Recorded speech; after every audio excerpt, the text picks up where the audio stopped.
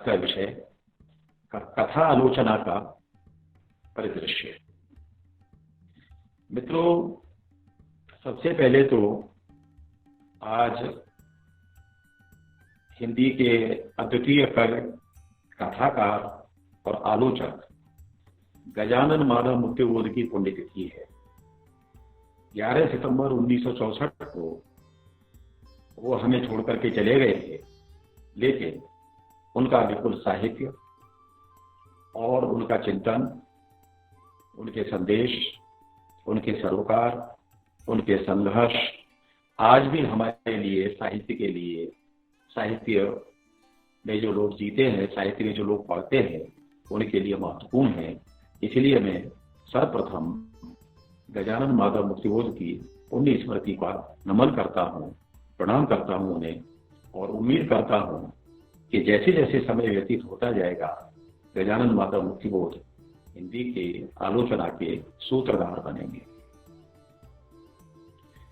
हिंदी आलोचना का जहां तक विकास है, हिंदी आलोचना को हम जानते हैं कि जिस तरह से भारतेंदु के युग में और भारतेंदु की प्रयत्नों से हिंदी की लगभग सारी विधाएं उत्पन्न हुई, उसी तरह से हिंदी आलोचना भी उत्पन्न हुई, प्रकाश में आई।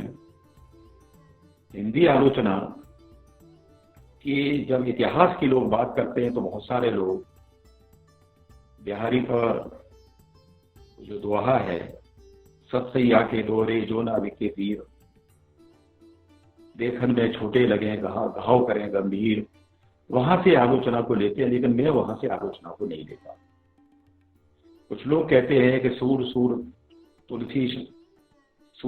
तुलसी शशि उड़गन के शब्दास, अब के कवि जो समझाता कर्क प्रकाश। यह हिंदी की आलोचना का उद्भव और विकास नहीं कहलाता। यह टिप्पणियां हैं, और टिप्पणियों से किसी युग का, किसी कृति का और किसी कृतिकार का मूल्यांकन नहीं किया जा सकता है। उसके मूल्यांकन के लिए हमें जिन दृष्टि की आवश्यकता होती है और जिन सरोकारों की आवश्यकता होती है, वह सरोकार, वह दृष्टि भारतेंदु युग में ही पैदा हुई थी। सबसे पहले बालकृष्ण भट्ट, जो हिंदी प्रदीप के संपादक थे, 32 वर्षों तक उन्होंने हिंदी प्रदीप का संपादन किया और इतने श्रम से किया कि उनकी एक आंख भी उसमें चली गई थी। लगातार खूब पढ़ते हुए, रचनाएं पढ़ते हुए इतनी मेहनत करते थे। बालकृष्ण भट्ट का एक निबंध है 1881 का। उस निबंध में साहित्य जन समूह के हृदय का विकास है। यह निबंध 1881 का। वे केवल साहित्य की किसी कृति की बात नहीं कर रहे हैं, बल्कि यह स्थापना बता रहे हैं कि साहित्य के मूल में किन चीजों की आवश्यकता होती है। या कई बार हमारे मन में यह प्रश्न आता है कि हम इस बात पर मनन करें कि साहित्य क्यों, और मैं इसको इस रूप में भी कह सकता हूं कि साहित्य ही क्यों। हम दूसरी विधाएं, दूसरे विषय क्यों नहीं पढ़ते? साहित्य में हमारा मन क्यों रमता है? साहित्य में हमारा मन इसलिए रमता है कि साहित्य हमें जीवन के, समाज के उन सरोकारों से रूबरू कराता है जिन सरोकारों से शायद दूसरे विषय उस प्रकार से नहीं कराते। क्योंकि साहित्य संवेदनशील मन की अभिव्यक्ति होती है, और संवेदनशील मन की अभिव्यक्ति निश्चित रूप से एक लंबे समय तक भी चलती है, और उसका प्रभाव भी बहुत दूर तक होता है। इसलिए हम कहते हैं कि जो साहित्य, जो बड़ी कृतियां होती हैं साहित्य की, वो कालजयी होती हैं। क्यों होती है कालजयी? कालजयी के मूल में यही है कि वे चीजें लंबे समय तक मनुष्य के जीवन को संवेदित करती रहती है, और यह भरोसा दिलाती रहती है कि जब तक दुनिया में मनुष्य है, जब तक मनुष्यता है, जब तक सामाजिक संबंध हैं, तब तक ये दुनिया रहेगी। अच्छे बुरे लोग आते जाते रहेंगे, अपना देह दे करके चले जाते रहेंगे, लेकिन मनुष्यता भी बची रहेगी और ये पृथ्वी भी बची रहेगी और ये समाज भी बचा रहेगा। तो बालकृष्ण भट्ट ने पहली बार विस्तार से उस निबंध में इन चीजों पर प्रकाश डाला। 1881 में एक दूसरा निबंध है और वह निबंध नाटक पर है। नाटक पर वो निबंध जो आनंद कादमिनी के संपादक थे, मिर्जापुर के रहने वाले, तो उन्होंने जिस तरह से नाटक के बारे में बताया, चौधरी प्रेमघन ने पहली बार नाटक के बारे में यह बताया कि नाटक के लिए किन किन चीजों की आवश्यकता होती है। मैं मानता हूं कि जो आलोचना के लिए जिन चीजों की आवश्यकता होती है वो प्रेमघन जी ने उन तत्वों को दिया है। और लाला श्रीनिवास दास, जिनको हम केवल उपन्यासकार के रूप में जानते हैं, परीक्षा गुरु के उपन्यासकार के रूप में जानते हैं, लेकिन उनका नाटक भी संयोगता स्वयंवर, और संयोगता स्वयंवर की उन्होंने 21 पेज की समीक्षा की और 21 पेज की समीक्षा करके यह बताया कि नाटक में क्या क्या अच्छाइयां हैं और क्या क्या बुराइयां हैं और क्या क्या नाटक में होना चाहिए और क्या क्या नाटक में नहीं।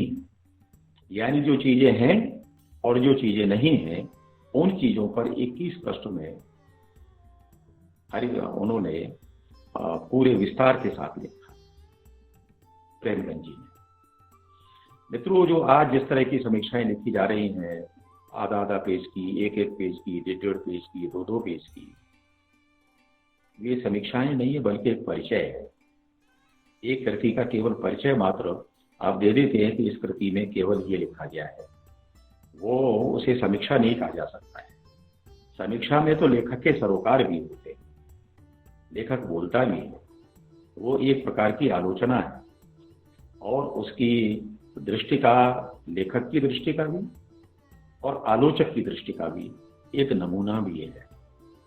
तो प्रेमघन जी ने उस समीक्षा में जो 21 पेज की है, जो आज भी हमारे लिए पठनीय है कि हम पढ़ करके सीखें कि वो समीक्षा, और उस समीक्षा के माध्यम से प्रेमघन जी क्या कहना चाहते थे। उसके 2 वर्ष बाद 1883 में भारतेंदु का एक निबंध आया, आलोचना, वो भी नाटक पर था और उसमें कई चीजों की बात करते हुए भारतेंदु, क्योंकि भारतेंदु नाटक की एक तरह से रूपरेखा बना रहे थे उसके माध्यम से कि हमारे समय के नाटक और भविष्य के नाटक किस प्रकार के होने चाहिए। ये बात भारतेंदु विशेष रूप से उस अपने आलोचकीय निबंध में बताते हैं। जैसे एक उदाहरण दिया है कि भारतेंदु से पहले पारसी नाटक बड़े प्रसिद्ध हुआ करते, भारतेंदु के समय में भी थे। उनमें जो भी बहुत हल्कापन होता था, एक तरह की वो नौटंकी और उस प्रकार के होते थे, तो उन्हें लोग बड़ा पसंद भी करते थे। भारतेंदु से ये पूछा गया कि पारसी नाटकों के बारे में आपका क्या विचार है, तो भारतेंदु ने एक घटना का जिक्र किया है कि जब शकुंतला और दुष्यंत का नाटक देखने के लिए वो गए बनारस में ही, तो वहां पर उन्होंने देखा कि जो दुष्यंत, जो धीर वीर गंभीर नायक है, वो गाना गाते हुए शकुंतला के पीछे मटक मटक करके चल रहा है, जैसे आजकल के ये नायक और अभिनेता और ये चलते। भारतेंदु ने कहा कि देखिए, इस प्रकार का हल्कापन नाटक में नहीं होना चाहिए। नाटक हमारी न केवल दृष्टि को परिष्कृत करता है, बल्कि हमारे जो आत्मा है उसको भी परिष्कृत करता है, हमारे संस्कारों को भी परिष्कृत करता है। इसलिए जरूरी है कि नाटक में वे चीजें हों जो कि आगे चल के जिनका विकास हो और हमारे समाज को कुछ दिशा भी दे सके। तो ये सौभाग्य है कि हिंदी आलोचना का विकास भारतीय युग में तो हुआ, लेकिन नाटकों के माध्यम से हुआ, नाटकों की समीक्षा के माध्यम से। एक दूसरी बात मैं ये भी बताना चाहता हूं और कहना भी चाहता हूं कि यूरोप में उस समय जो आलोचना थी, पूरे यूरोप में आज जो आलोचना का जो विकास जो हो रहा था वो कृति के रूप में हो, यानी एक कृति पर या एक कृतिकार पर वहां पुस्तकें लिखी जाने लगी थी।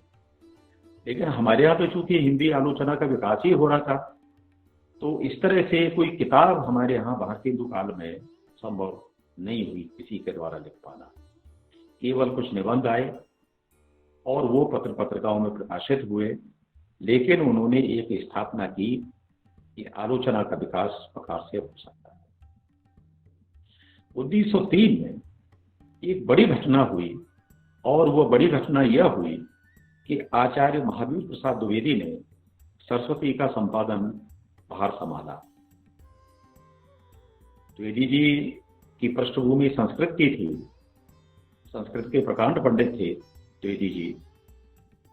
उन्होंने संस्कृत ग्रंथों का जिस तरह से अवगाहन किया था और संस्कृत ग्रंथों के माध्यम से हिंदी आलोचना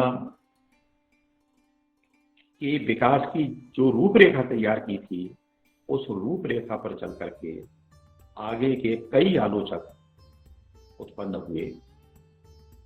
लेकिन उसी समय सबसे बड़े आलोचक आचार्य रामचंद्र शुक्ल हैं, जो द्विवेदी युग की देन। क्योंकि आचार्य रामचंद्र शुक्ल जिस तैयारी के साथ आए, तैयारी के साथ यानी कई भाषाओं के तो पंडित थे, संस्कृत के पंडित थे, अंग्रेजी के पंडित थे, हिंदी के तो थे ही, और अन्य भाषाएं भी जानते थे वो। इसके साथ साथ उनका गहरा अध्ययन था। उन्हें केवल संस्कृत काव्य शास्त्रों का ही अध्ययन नहीं था, बल्कि यूरोपीय साहित्य शास्त्र का भी उन्हें गहरा अध्ययन था। उन्हें मालूम था कि यूरोप की जो आलोचना है किस प्रकार से चल रही है और वहां किन किन मुद्दों को उठाया जा रहा है। इसलिए आप देखिए कि वो बार बार उन मुद्दों को उठाते हैं जो यूरोप में भी चलते हैं, और जो मुद्दे हमारे यहाँ भी जिनको आना जरूरी है या साहित्य में साहित्यिक आलोचना के लिए वह जरूरी है। आचार्य शुक्ल पहले ऐसे आलोचक हैं जिन्होंने की गंभीरता के साथ तुलसी, सूर और जायसी, तीन पर बड़े महत्वपूर्ण निबंध लिखे और लंबे लंबे निबंध लिखे। ये एक प्रकार से आलोचना का एक नया रूप है। जो आलोचना केवल समीक्षा के रूप में हमारे सामने थी और जो केवल एक छोटी छोटी निबंधों या जो एक पत्रिकाओं में जो प्रकाशित छोटी समीक्षाओं के रूप में थी, वह आलोचना अब विस्तार पाने लगी और अब कृति और कृतिकारों तक आ गई, और उसका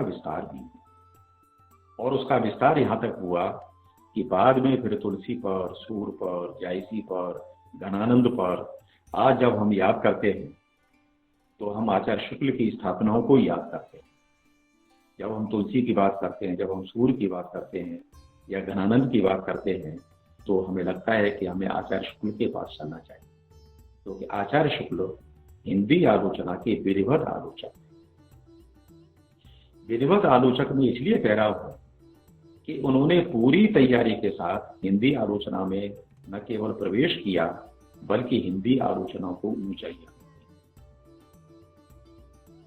ज्यादातर जो आलोचक हैं वो हिंदी की कृतियों को पढ़ करके आलोचना में आते हैं, और कई बार वो आधे अधूरे रह जाते हैं और कई बार दूसरी चीजों का ज्ञान करके अपने साधना करके उस दिशा में आगे बढ़ जाते हैं। लेकिन शुक्ल जी के लिए तो यह है कि वो संस्कृत के काव्य ग्रंथों के साथ अंग्रेजी के जितने भी प्रमुख आलोचक थे और अंग्रेजी में जो लिखा जा रहा था, इसकी जानकारी शुक्ल जी को रहती थी।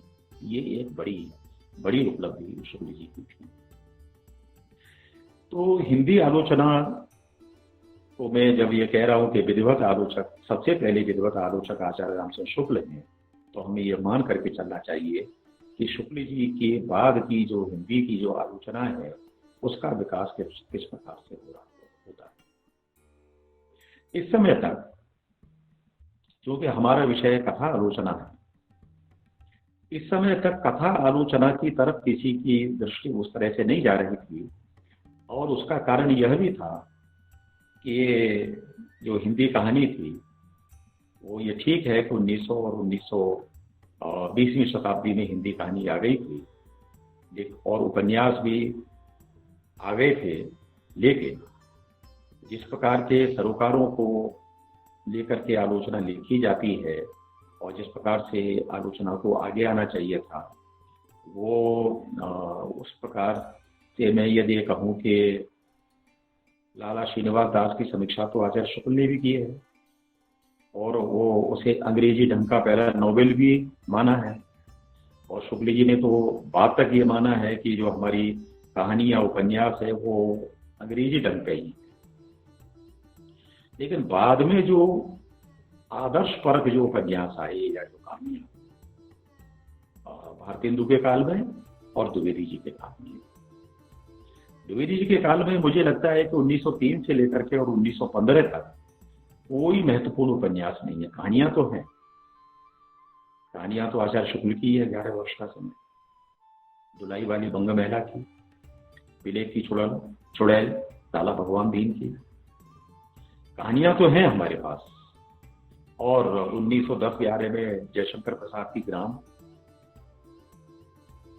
लेकिन जो जिन कहानियों को ये कहा जाए कि ये इन कहानियों के आधार पर हिंदी कहानी का विकास हुआ, वो कहानी तो प्रेमचंद से ही शुरू हुई। प्रेमचंद और चंद्रधर शर्मा गुलेरी की उसने कहा था का प्रकाशन जून 1915 में सरस्वती में हुआ, और प्रेमचंद की हिंदी में पहली कहानी। यहां मैं यह भी कहना चाहता हूं कि प्रेमचंद इससे पहले उर्दू में लिख रहे थे, हिंदी में वो पहली बार सौत कहानी को लेकर के आए 1915 में। 6 महीने का अंतर है, उसने कहा था मैं और सौत कहानी में, लेकिन दोनों ही कहानियां 1915 की हैं, एक जून की है और एक दिसंबर की। जैसा कि आप जानते हैं, गुलेरी जी ने बहुत कहानियां नहीं लिखी, कुल 3 कहानियां लिखी है गुलेरी जी ने, लेकिन प्रेमचंद का निरंतर विकास होता। प्रेमचंद का 1918 में सेवा सदन उपन्यास आया, और सेवा सदन के बाद 1921 में नौकरी से इस्तीफा देने के बाद रंगभूमि, प्रेमाश्रम, कर्मभूमि, कवन जैसे महत्वपूर्ण उपन्यास आए, कहानियां वो लगातार लिखते चले जा रहे। और 30 के बाद जो उपन्यास आए, तो 36 के उपन्यास को मैं विशेष रूप से लेना चाहता हूं, गोदान को। लेकिन शुक्ल जी ने ये तो लिखा है कि प्रेमचंद हमारे समय के महत्वपूर्ण कथाकार, लेकिन जिस कथा आलोचना का विकास होना चाहिए था, वो कथा आलोचना की तैयारी या उस कथा आलोचना के औजार शुक्ल जी के पास नहीं थे, क्योंकि शुक्ल जी मूलतः कविता के आलोचक थे और निसंदेह कविता के अद्वितीय आलोचक हैं।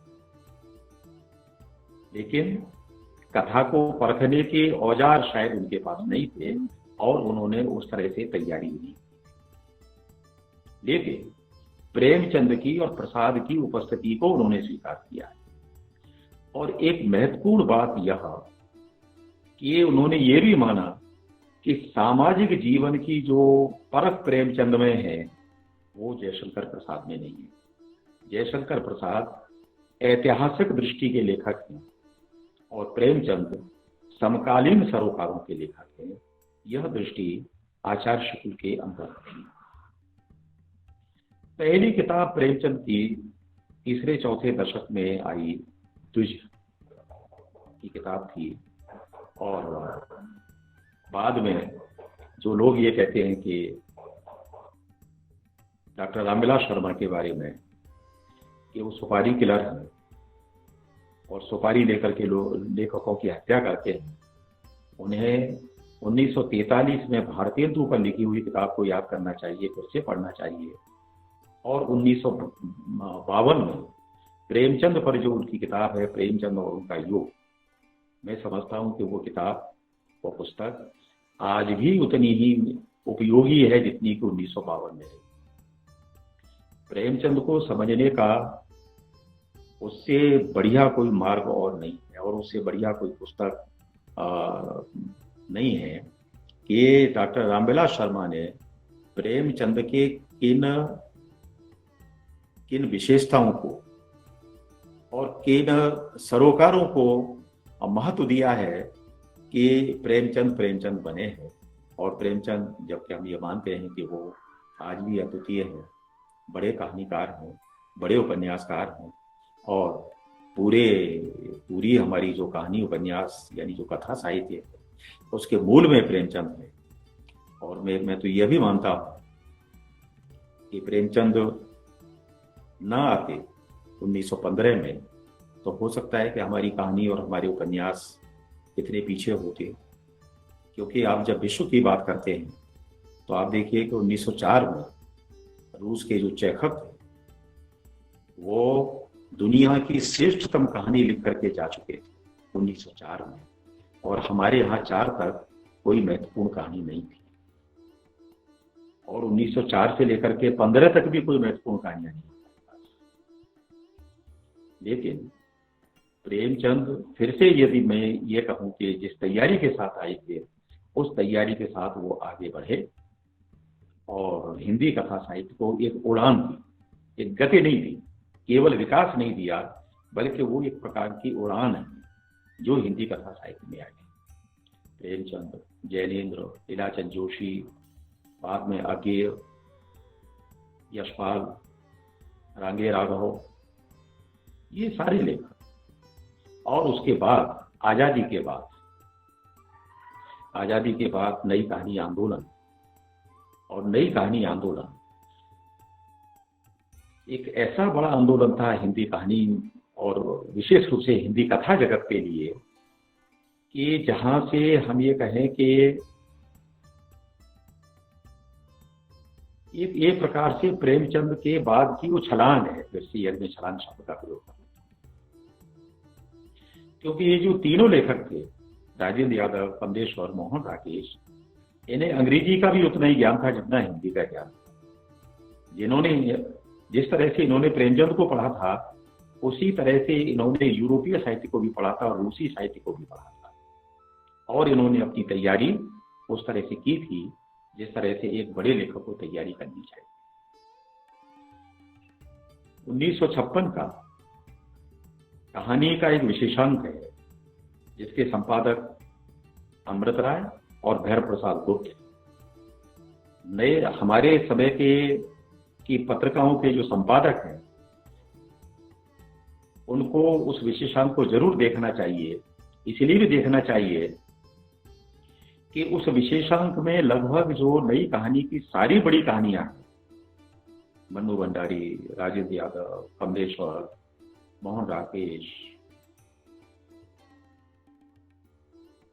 और रांगे राघव, लगभग ये जो बड़ी कहानियां, शेखर जोशी, लगभग जितनी जो बड़ी कहानियां हैं नई कहानी के रूप में, जिन कहानियों को मानक माना जाता है और जिन पर घूम फिर करके बार बार चर्चा हुई, वे कहानियां 1956 के कहानी विशेषांक में चली।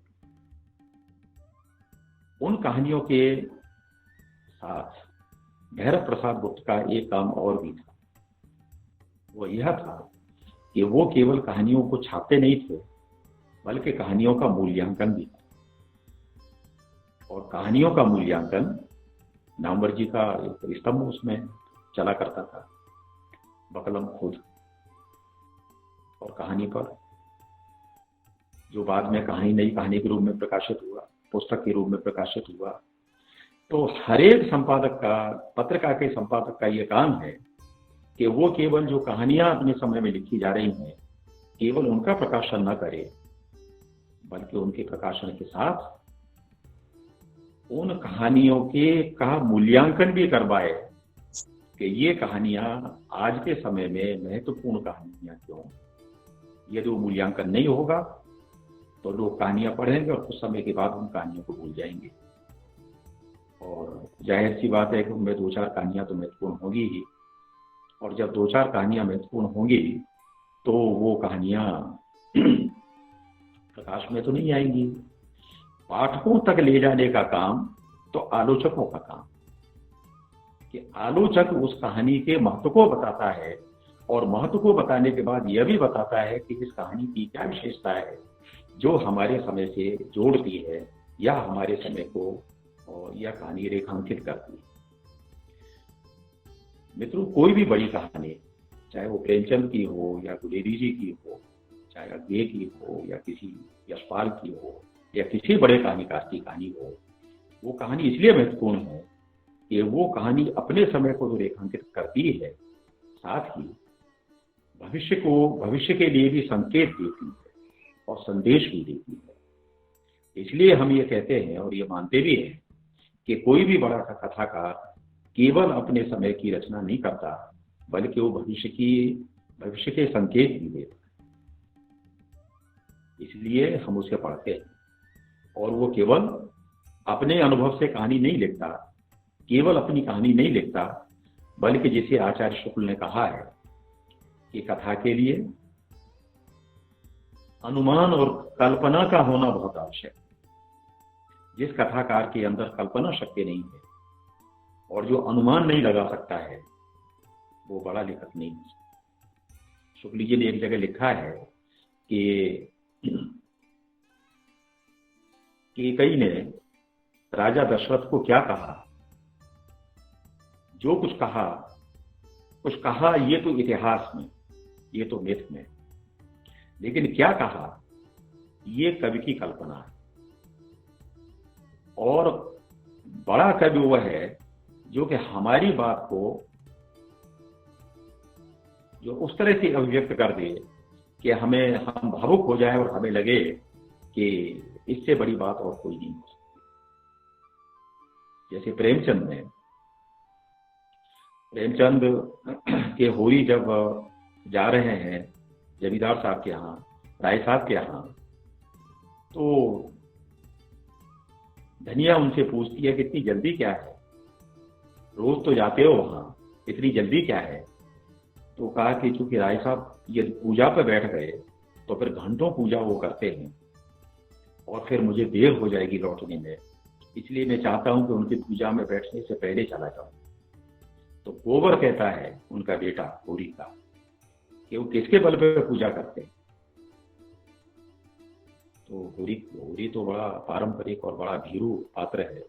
होरी कहता है अपने दम पे करते हैं। उन्होंने पिछले जन्म में कुछ पुण्य संचय हैं और उन पुण्यों का प्रताप उन्हें मिल रहा है। हमने कुछ पुण्य संचय ही नहीं है तो हमें मिलेगा क्या।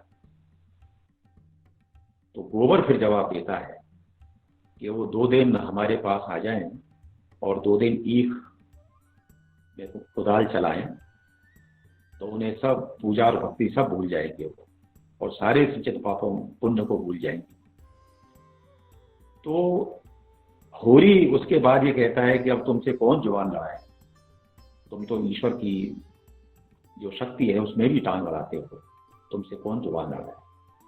यह जो अभिव्यक्ति है, यह अभिव्यक्ति मेरे मन में भी आती है, आपके मन में भी आती है कि आपका बच्चा जब आपके संस्कारों पर कुठाराघात करता है या आपके संस्कारों को चुनौती देता है या आप जिन परंपराओं को मानते हैं उन परंपराओं का माहौल उड़ाने लगता है, तो आपको लगता है कि अब इससे बहस करना फिजूल है, इससे बहस नहीं की जाती। यह प्रेमचंद की ताकत है और इस ताकत को एक आलोचक पहचानता है। यह एक आलोचक का काम, ये केवल पाठक का काम नहीं है। पाठक तो मगन हो जाता है।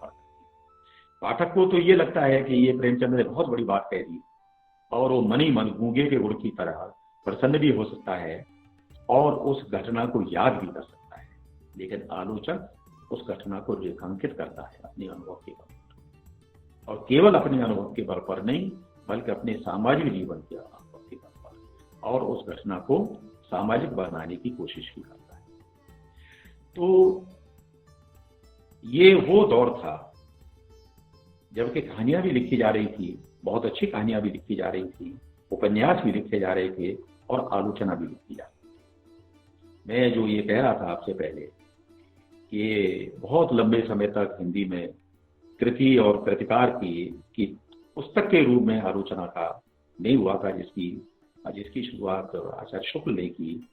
तो वो आचार्य शुक्ल का जो प्रतिफलन है वो यहाँ देखने को मिलता है कि बहुत सारी किताबें लेखकों पर और उनके योगदान पर हिंदी में आने लगी और एक आलोचना का विधिवत कथा आलोचना का विधिवत विकास यहीं से हुआ। लेकिन कई बार आलोचक गड़बड़ भी करता है। गड़बड़ ये करता है कि आपको याद होगा कि 1956 के पहले ये जो कहानी का जो विशेषांक था, इसी में निर्मल वर्मा की कहानी छपी थी, परिंदे। और परिंदे कहानी संग्रह उनका लगभग 60 में आया, 59-60 में। 59-60 में जब उनका प्रकाशन हुआ कहानी संग्रह का, तो नामवर जी ने आकाशवाणी से उसकी समीक्षा की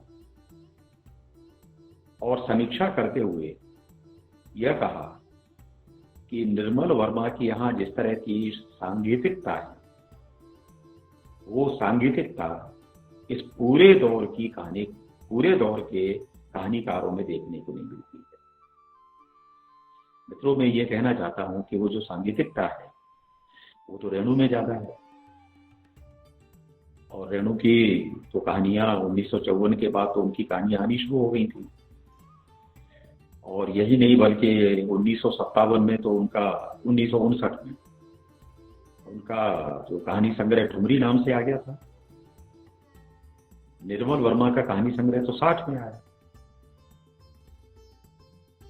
और तीसरी कसम और ठेस और ये कहानियां भी पहले की हैं, लेकिन उनमें उन्हें सांगीतिकता नहीं दिखाई दी, बल्कि संगीतिकता जो उन्हें दिखाई दी वो निर्मल वर्मा क्या दिखाई दी। ये एक आलोचक की एक दृष्टि भी हो सकती है कि एक आलोचक किस तरह से अपने बड़े रचनाकारों का मूल्यांकन करता है। आज जब लोगों ने रेणु को पढ़ा, और ये तो रेणु का शताब्दी वर्ष है, इसमें जब मूल्यांकन हो रहा है रेणु का, तो हमें लगता है कि नई कहानी की और नामवर जी की कम से कम और उस दौर की आलोचना की सबसे बड़ी कोई कमी थी तो यह कि रेणु जैसे कथाकार को वो आलोचना नहीं पहचानता। रेणु सामान्य कथाकार नहीं है। बेला आंचल आज भी कालजयी उपन्यास है। आज भी उसे पढ़ करके हम उस समय को नहीं बल्कि अपने समय को भी सीखने की कोशिश करते हैं। तीसरी कसम, ठेस, फिर पंचमी का सगुन, लाल पानी की बेगम, बहुत सारी कहानियां रेणु की हैं, जिन कहानियों को पढ़ करके लगता है कि ये कहानियां अपने समय से आगे की कहानियां हैं, लेकिन हमारी आलोचना ने उन कहानियों को उस तरह से मूल्यांकित नहीं किया, उनको महत्व नहीं दिया। और मैं तो यहाँ तक कहता हूँ कि नामवर जी ने तो रेणु पे लिखा ही नहीं, बाद में पश्चाताप जरूर किया कि ये मुझसे भूल हुई कि मैं रेणु पे नहीं लिख पाया। मैला आंचल पे डॉक्टर रामविलास शर्मा ने जरूर लिखा, लेकिन मैला आंचल पर लिखते हुए भूल गए क्योंकि उनकी दृष्टि में प्रेमचंद, आस्था और सौंदर्य नाम की उनकी किताब है, उसमें निबंध है प्रेमचंद की परंपरा और मैला आंचल। तो प्रेमचंद उनके महत्वपूर्ण लेखक हैं। मेरे लिए भी प्रेमचंद महत्वपूर्ण लेखक है, आपके लिए भी प्रेमचंद महत्वपूर्ण लेखक हैं, हो सकते हैं, लेकिन एक महत्वपूर्ण लेखक है तो दूसरा महत्वपूर्ण लेखक भी हो सकता है। प्रेमचंद ने कोई ऐसी सीमा रेखा नहीं खींच दी कि उसके बाद कोई बड़ा लेखक हो ही नहीं सकता, लेकिन रामविलास शर्मा प्रेमचंद की जो कसौटी थी, उनके साहित्य को मूल्यांकित करने की जो कसौटी थी, उस कसौटी पर मैना आंचल को कसते हैं और ये कहते हैं कि रेणु सबकी मखौल हुआ, कोई निष्कर्ष नहीं देते। रेणु निष्कर्ष भी देते हैं, और रेणु निष्कर्ष यह देते हैं कि जो गरीब लोग और जो वंचित लोग और जो उपेक्षित लोग राजनीति में जाते हैं आजादी के बाद, वो उपेक्षित लोग राजनीति में सफल नहीं होते, बल्कि राजनीति में, चाहे वो कांग्रेस की राजनीति हो चाहे किसी अन्य दल की राजनीति हो, वो लोग सफल होते हैं कि जिन लोगों के पास धन दौलत है, जिन लोगों के संबंध बड़े बड़े लोगों से पैसे पर, वही लोग राजनीति में सफल होते हैं। और इसलिए बावन दास का एक वाक्य है मैनाचल में कि अब तो हर एक एमएलए को अपनी टोपी पर अपनी जाति लिखवा लेनी चाहिए। जिस जाति का ज्यादा एमएलए होगा उसी जाति का मुख्यमंत्री चुना जाएगा। और ये जाति का रोग रेणु लिखते हैं कि ऊपर से आ रहा है, नीचे से नहीं जा रहा, गांव से नहीं जा रहा, बल्कि ये रोग ऊपर से आ रहा है। तो कुछ कमियां आलोचना की रहती हैं, और किसी भी बड़े आलोचक से हम ये उम्मीद नहीं कर सकते कि वो अपने समय की पूरी रचनात्मकता का मूल्यांकन ईमानदारी से कर सके। उसके अपने आलोचना के औजार होते हैं, उसके अपनी एक मानसिकता का जो उसका निर्माण होता है, उस मानसिकता के निर्माण में हो सकता है कि कोई दूसरा बड़ा लेखक ना आ पाए या उतना प्रभाव न छोड़ पाए। तो इन कमियों को आगे की आलोचना पूरा। नई कहानी के बाद कहानी, समांतर कहानी, और सबसे बड़ा जो आंदोलन है आपातकाल के बाद 80 के दशक की कहानी और उपन्यास, जो बड़ा वैचारिक आंदोलन। लेकिन मुझे बड़े दुख के साथ कहना पड़ रहा है कि 80 के दशक के कथाकारों पर कोई महत्वपूर्ण कृति, आलोचना की कृति हिंदी में नहीं। वो बड़े कथाकार हैं, बड़े कथाकार। मैं इसलिए नहीं कह रहा कि मैं प्रेमचंद और रेणु से तुलना कर रहा हूं, बल्कि मैं ये कहना चाहता हूं कि उनके पास एक वैचारिक दृष्टि है 80 के दशक के कहानीकारों के पास, कथाकारों के पास। लेकिन कोई आलोचना की ऐसी कृति नहीं है जो कि उन कथाकारों को, पूरे दशक के कथाकारों का उपेक्षित रह जाना तो अच्छी बात नहीं है, उनका मूल्यांकन होना चाहिए। और ये समय है। देखिए, मूल्यांकन के लिए कोई समय नहीं होता है। भवभूति को इस मामले में अपना आदर्श मानना चाहिए कि जब वो कहते हैं कि 2000 वर्ष बाद भी मेरा कोई समान धर्म पैदा होगा और मेरी रचनाओं को समझेगा और मेरा मूल्यांकन करेगा, तो किसी कृतिका या किसी कृतिकार का मूल्यांकन करने की कोई जल्दबाजी नहीं होती कि वो मूल्यांकन उसके समय में ही हो जाए, उसके बाद भी हो सकता है, अब भी हो सकता है, कोई देरी नहीं। तो 80 के दशक में एक से एक कहानीकार, एक से एक उपन्यासकार है जो आपातकाल के बाद की बदलती हुई स्थितियों को वैचारिक आधार पर मूल्यांकन कर रहा है कि हमारा समाज किस तरह से बदल रहा है और इस बदलते हुए समाज की चिंताएं क्या हैं, इस बदलते हुए समाज के सरोकार क्या है। 1990 और 91 के आसपास 3 बड़ी घटनाएं घटी जो आपके भी सामने है। पहली तो सोवियत संघ का विघटन हुआ, बड़ी घटना थी। बड़ी घटना यह थी कि वो देश अकेला था जो पूंजीवाद से टक्कर ले रहा। दूसरी बड़ी घटना यह घटी कि बाबरी मस्जिद का विध्वंस हुआ, और तीसरी बड़ी घटना यह घटी कि उदारीकरण आया। मित्रों, जब उदारीकरण आया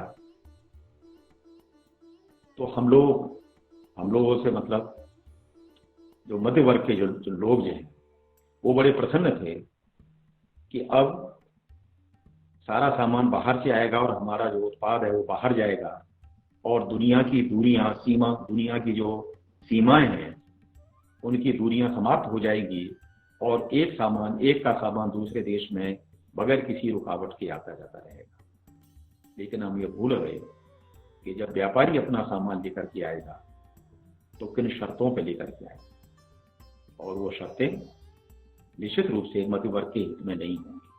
वो शर्तें ऐसी होंगी कि जिन शर्तों के आधार पर वह हमारे देश का शोषण करेगा। और आज आप देख रहे हैं कितने साल हो गए, लगभग 30 साल हो गए, 29-30 साल हो गए। 29 सालों में आप देख रहे हैं कि आपके पास कंप्यूटर आ गया, आपके पास लैपटॉप आ गया, आपके पास मोबाइल आ गया, आपके पास पैसा भी आ गया, लेकिन 70% आबादी गरीबी की सीमा रेखा के नीचे भी चली और गरीबी निरंतर बढ़ती चली जा रही।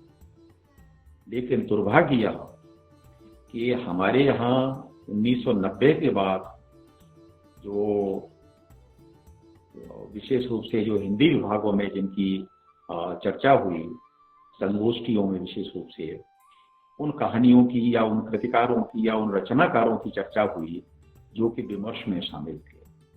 और 2-3 विमर्श उस समय विशेष रूप से चर्चा में रहे, स्त्री विमर्श, दलित विमर्श, बाद में आदिवासी विमर्श भी आया। लेकिन 2 विमर्श विशेष रूप से में हावी रहे। मैं ये मानता हूँ कि जब भूमंडलीकरण आता है या उदारीकरण आता है, यूरोप में आया, तो हाशिए के लोग एक प्रकार से उठ करके खड़े होते हैं। ये किसी पत्रकार का या किसी संपादक का या किसी लेखक का को इसका श्रेय नहीं दिया जा सकता है, बल्कि मैं ये कहना चाहता हूँ, आप पूरे यूरोपीय साहित्य से ले लें कि जब इस प्रकार से पूंजी का आधिक्य होता है और जब सीमाएं खुल जाती हैं तो हाशिए के लोग उठ करके खड़ी होते हैं। स्त्री भी एक प्रकार से हाशिए पर थी, दलित भी एक प्रकार से हाशिए पर थे। स्त्री विमर्श और दलित विमर्श, और ये फिर से यदि मैं कहूं कि राजेंद्र यादव न भी होते और हंस न भी होता, तब भी ये विमर्श आते ही, इन्हें कोई रोक नहीं सकता था और ये चर्चा उसी तरह से होती जिस तरह से आज हो रही। लेकिन दुर्भाग्य इस बात का है कि जब स्त्री विमर्श की चर्चा हुई तो हमने स्त्री के सरोकारों को नहीं लिया, उसके स्वाभिमान को नहीं लिया, उसके प्रतिरोध को नहीं लिया, उसके संघर्ष को नहीं लिया, उसकी जिजीविषा को नहीं लिया, बल्कि हमने उसकी देह की चटखारे ले लेकर के वर्णन किए। आप याद करिए 20 साल पहले जिस तरह की हिंदी विभागों में संगोष्ठियां हुआ करती थी, उन कहानियों को, उन उपन्यासों को लिया जाता था जो कहानियां और जो उपन्यास, जिन कहानी और जिन उपन्यासों में स्त्री देह के चटखारे ले लेकर के वर्णन किए जाते थे। और एक दुर्भाग्य यह भी था कि कहानीकार जो कहानियां लिखते थे, राजेंद्र यादव को एक कहानी भेजते थे, दूसरे प्रकाशक को, दूसरे संपादकों को दूसरी तरह की कहानी भेजते थे। यानी स्त्री विमर्श से लेकर के और उस प्रकार के स्त्री विमर्श को लेकर के जो कहानियां थी, वो कहानियां तो हंस में प्रकाशन के लिए भेजते थे और जीवन के सामाजिक सरोकारों की जो कहानियां होती थी वो दूसरे कहानीकारों को, दूसरे संपादकों को भेजा करते थे। बहुत सारी आलोचनाएं लिखी गई और चूंकि आलोचना का तो पूर्ण विकास है, इसलिए उसके पक्ष में भी लिखा गया और उसके विपक्ष में भी लिखा गया। ऐसा नहीं है कि हमारे जो हिंदी के आलोचक हैं उन्होंने केवल उन्हीं आलोचनाओं को लिया या उन्हीं कृतियों को लिया या उन्हीं कृतिकारों को लिया जो कृति और जो कृतिकार उस तरह से स्त्री विमर्श और दलित विमर्श पर लिख रहे थे, बल्कि उन्होंने उन्हें भी लिया जो कि सरोकारों की कहानियां लिख रहे थे, सरोकारों को लेकर के उपन्यास लिख रहे थे और उनकी निंदा भी उन्होंने की और उनकी कमजोरियों पर भी प्रकाश डाला। ये आलोचना का काम है। आलोचना, जैसा कि मैंने पहले भी कहा, केवल अपने समय का मूल्यांकन नहीं करती, बल्कि वो आगे भी समाज को रास्ता दिखाती है। तो यदि कोई संपादक या कोई कहानीकार या कोई कहानी या कोई उपन्यास, आप याद करिए कि जो बड़ी कहानी और जो बड़े उपन्यास जो लिखे गए थे, चाहे वो मैत्री पुष्पा के हों या अन्य किसी कथाकार के हों, कितनी चर्चा में रहे, लेकिन आज उनकी कौन चर्चा कर रहा है? आप याद करिए कि सुरेंद्र वर्मा का एक उपन्यास आया था, मुझे चांद चाहिए। एक साल में ही उसके कई संस्करण छप गए। लेकिन आज कितने लोग हैं कि जो कि उस उपन्यास को पढ़ते हैं या उस उपन्यास की चर्चा करते हैं। ये वो जो उपन्यास था, जिस तरह से एक स्त्री के की जो व्यक्तिगत उपलब्धियों की का जो एक आख्यान प्रस्तुत करने का काम कर रहा था, वो एक स्त्री के जीवन में संभव ही नहीं।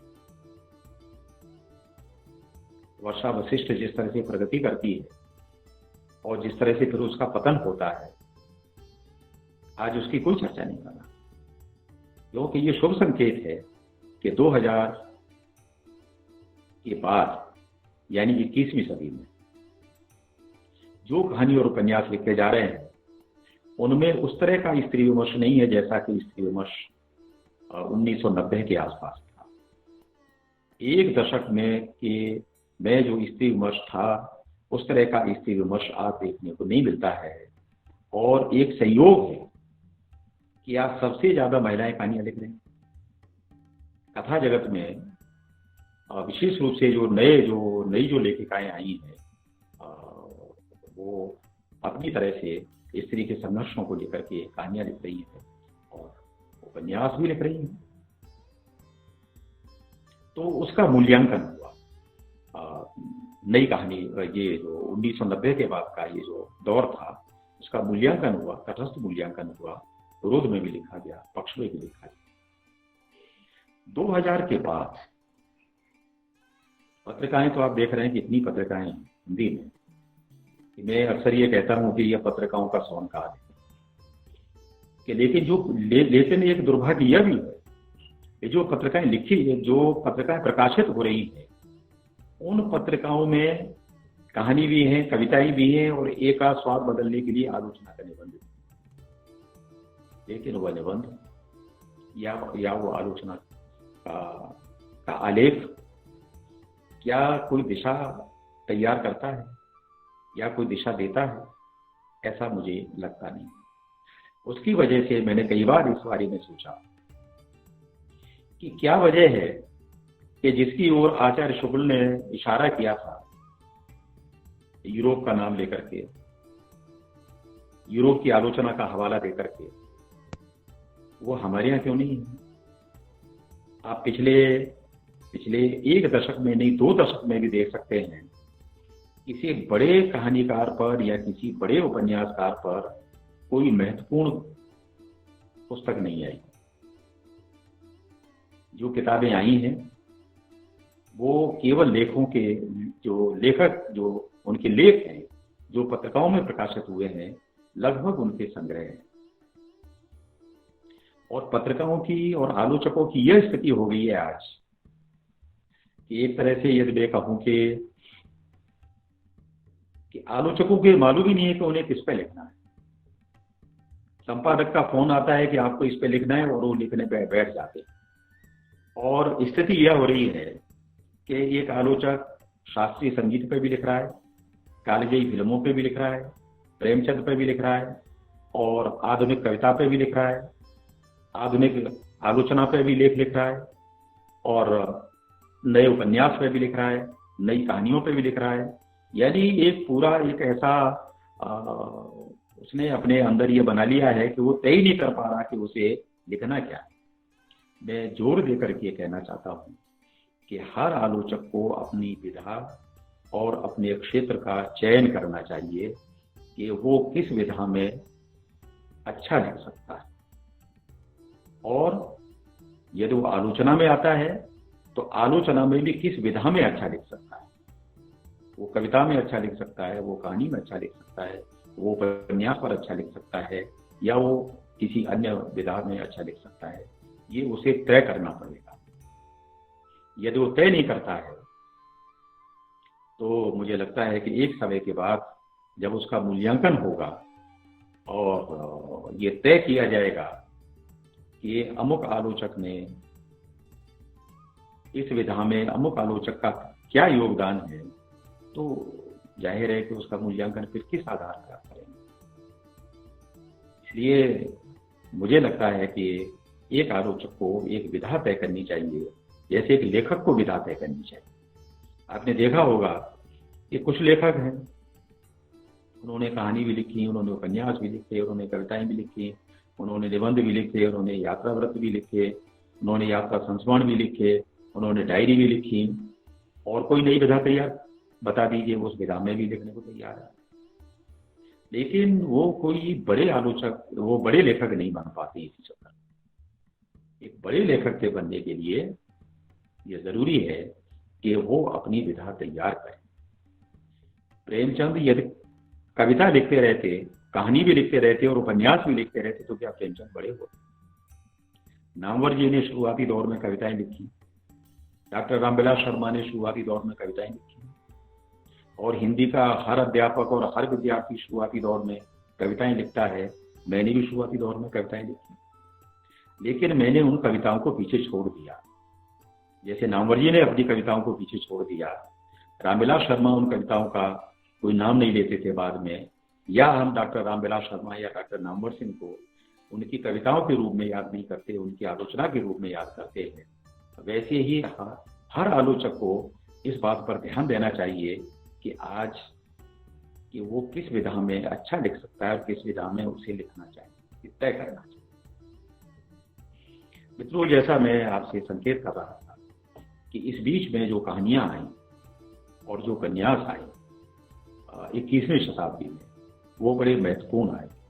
अब उनका मूल्यांकन शनै शनै हो रहा है, धीरे धीरे करके उनका मूल्यांकन की प्रक्रिया प्रारंभ हो रही है, लेकिन एक समग्रता के साथ उनका मूल्यांकन होना चाहिए, ऐसी मेरी इच्छा है।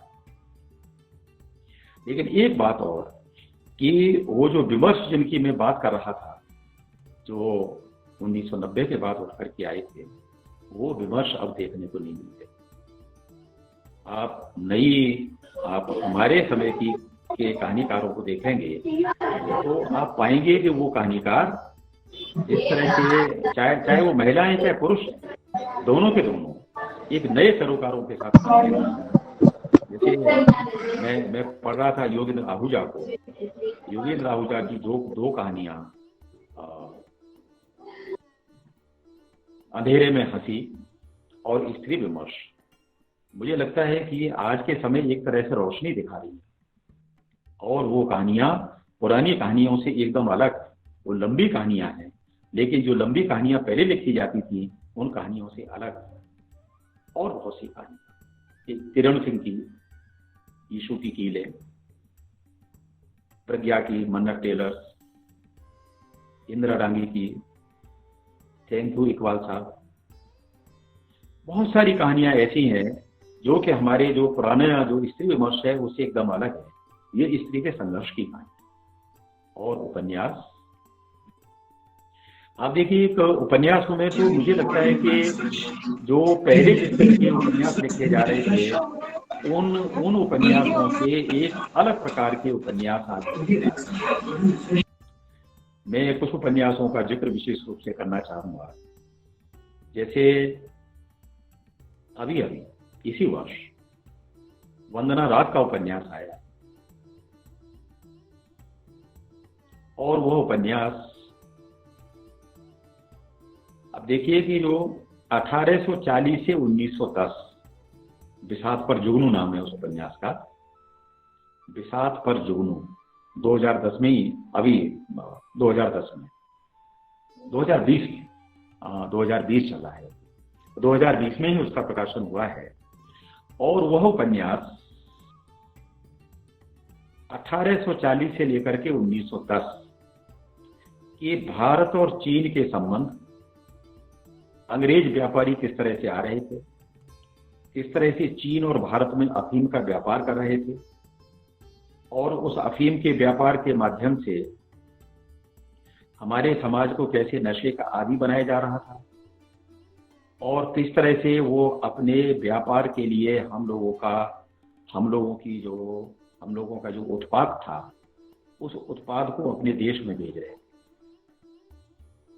एक पूरे समाज को, या ये मैं कहूं कि 1840 से लेके 1910, या मैं दूसरे शब्दों में कहूं तो 1900, जहां के 1857 का पहला स्वाधीनता संग्राम भी हो जाता है, वो स्वाधीनता संग्राम और पूरी शताब्दी, यानी जो 19वीं शताब्दी है, उसमें अंग्रेजों का आगमन और अंग्रेजों की शोषण की प्रक्रिया और नशे की प्रक्रिया, कि अफीम का नशा किस तरह से अंग्रेज फैला रहे थे और नशे का व्यापार कर रहे थे, और वो भी उपेक्षित पात्रों के माध्यम से। बहुत अच्छा उपन्यास।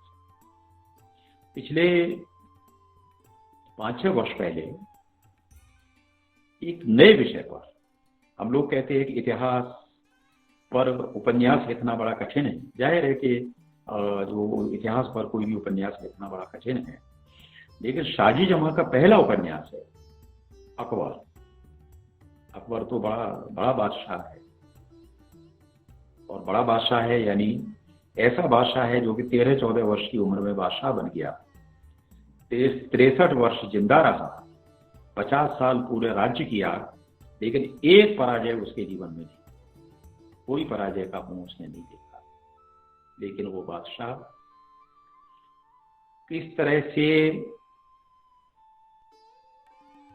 एक अपराजय बादशाह के साथ वो दीन में भी अपना स्थान, यानी धर्म में भी वो बड़ा बनना चाह रहा था, उसकी पीड़ा थी। इसलिए शाजी जमा ने ये लिखा है कि जब अकबर की मृत्यु हुई तो उनके आंख से एक आंसू निकला। आंसू, मुझे लगता है कि जो कथाकार ने ये विशेष रूप से बताना चाह रहा है कि उनके मन में कहीं ये पश्चाताप रहा होगा कि वो शासन तो उन्होंने बहुत बड़ा किया, एक बड़े साम्राज्य का गठन किया, अपने जीवन में पराजय का मुंह नहीं देखा, लेकिन जिस ईमान में और जिस दीन में भी वो अपनी जगह बनाना चाहते थे, वो अपनी जगह नहीं बना पाए। अकबर को लेकर के 14 साल तक उन्होंने अध्ययन किया शाजी जमा ने। 14 साल तक जहां जहां पर उन्हें अकबर से संबंधित जानकारी मिली, चाहे वो विदेश में हो चाहे देश में हो, चाहे वो हिंदी में हो, उर्दू में हो, इंग्लिश में हो, पर्शियन में हो, लगभग हर भाषा में उन्होंने वो सामग्री को लिया और सामग्री को लेकर के अकबर नाम का उपन्यास लिखा। ये जो इन चीजों का मूल्यांकन होना इसलिए भी जरूरी है कि आज का जो हमारा समाज जिस तरह से धर्म के आधार पर बांटा जा रहा है, और जब हम ये कहते हैं कि हिंदी हमारी भाषा है और उर्दू मुसलमानों की भाषा है, तो हमें अकबर से ये सीखना चाहिए कि जब अकबर ने ये कहा कि मैं अपने इस जहां राज्य कर रहा हूं, मैं उसकी भाषा में राज्य करूंगा, शासन करूंगा। इसलिए आपको जानकर के आश्चर्य होगा कि वो ब्रज भाषा के अच्छे कवि थे। ये ठीक है कि उन्हें लिखना नहीं आता था, वो पढ़े लिखे नहीं थे, लेकिन वो कविताएं करते थे और ब्रज में कविताएं करते थे, क्योंकि ब्रज भाषा उस समय की बड़ी महत्वपूर्ण भाषा है। 1917 में आप देखिए कि एक बड़ा आंदोलन हुआ चंपारण में, किसान आंदोलन। गांधी जी वहां गए, और गांधी जी गए तो 2017 में एक उपन्यास आया 100 वर्ष पहले, और जो एक बड़ा पात्र था वहां का, जो गांधी जी को लेके गया था, राजकुमार शुक्ल, जो गांधी जी को लेके गए थे, उन राजकुमार शुक्ल को लेकर के एक उपन्यास लिखा गया है 100 वर्ष पहले। बड़ा महत्वपूर्ण उपन्यास कि अपने से 100 वर्ष पहले को किस तरह से जिया जा सकता है, और उस गांधी के मूल्यों और गांधी के मूल्यांकन को और राजकुमार शुक्ल के मूल्यांकन के साथ अंग्रेजों के शोषण। नील की खेती की बात तो हम बहुत करते हैं कि नील की खेती हुआ करती थी, लेकिन नील की खेती में अंग्रेज किस तरह से हमारे किसानों का दोहन करते थे, शोषण करते थे, और हमारी उर्वर जमीन को बंजर बना देते थे, इस पर बड़ा अद्भुत उपन्यास। तो ये उपन्यासों की एक बड़ी लंबी श्रृंखला है। तरुण भटनागर का राजा जंगल और काला चांद, ऋषिकेश सुलभ का अग्निलीक, महेश कटारे का काली धार, ममता कालिया का कल्चर वल्चर, चित्रा मुदगल का नाला सोपारा, संजीव का फांस, बहुत सारे उपन्यास जिनका धीरे धीरे मूल्यांकन हो रहा है। और कुछ पत्रिकाएं हैं जो कि उनका नोटिस ले रही हैं और उनका मूल्यांकन कराने का भी काम कर रही हैं कि अपने समय की रचना धर्मिता का मूल्यांकन होना चाहिए। जैसे मैं आपसे निवेदन कर रहा था कि पत्रिकाओं का काम केवल जो समकालीन लिखा जा रहा है उसे ही छाप लेना नहीं है, बल्कि उनका मूल्यांकन कराने का काम भी समकालीन पत्रिकाओं का है। और वो मूल्यांकन का काम कई पत्रिकाएं इस प्रकार का काम करा रही हैं, जो कि एक महत्वपूर्ण काम। तो हिंदी की जो कथा आलोचना है, ये मजबूत कथा आलोचना है। बस कमी सिर्फ ये है कि पत्रिकाएं हिंदी में इतनी निकल रही हैं और आलोचक कम है। जाहिर है कि 100-125 आलोचक होंगे मुश्किल से, वे ही 100-125 आलोचक घूम फिर करके हर विषय में लिख रहे हैं, हर विधा पे लिख रहे हैं और मूल्यांकन नहीं कर पा रहे। तो मुझे लगता है कि उससे कोई एक छवि हिंदी कथा आलोचना की नहीं बन पा रही है। और इसलिए कई बार लोग कह भी देते हैं कि हिंदी कविता की आलोचना तो बड़ी महत्वपूर्ण है, लेकिन हिंदी जो कथा आलोचना है वो थोड़ी कमजोर है। लेकिन मैं उन मित्रों को जो बड़ी इस तरह की बातें करते हैं, मैं उनसे ये पूछना चाहता हूँ कि कविता की आलोचना में कौन सी पिछले 10 वर्षों में कौन सी महत्वपूर्ण कृति आई है, जिसके बल पर हम ये कहते हैं कि जो हिंदी कविता आलोचना तो समृद्ध है, लेकिन हिंदी कथा आलोचना कमजोर है। तो मुझे लगता है कि दोनों की स्थिति लगभग बराबर है। और ये तय है कि हमारे पास जो आलोचना के औजार थे एक समय तक, यहाँ तक कि नववर्जी के पास भी तो कथा आलोचना के औजार थे, वो कविता के आलोचना कथा के नहीं थे।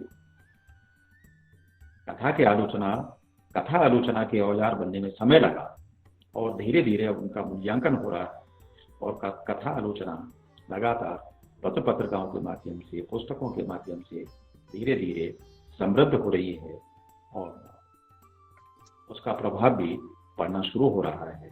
मैं आप लोगों को विशेष रूप से जो यहाँ इतने लोग जुड़े हैं मेरी बात सुनने के लिए, और विशेष रूप से तिरुवनंतपुरम के सरकारी महाविद्यालय के प्राचार्य, कार्यक्रम की संयोजिका डॉक्टर शबाना हबीब, विभागाध्यक्ष और सबका आभार प्रकट करता हूँ। और उन लोगों का जिन लोगों ने मुझे बड़ी ध्यान से सुना, उन सबका बहुत बहुत धन्यवाद।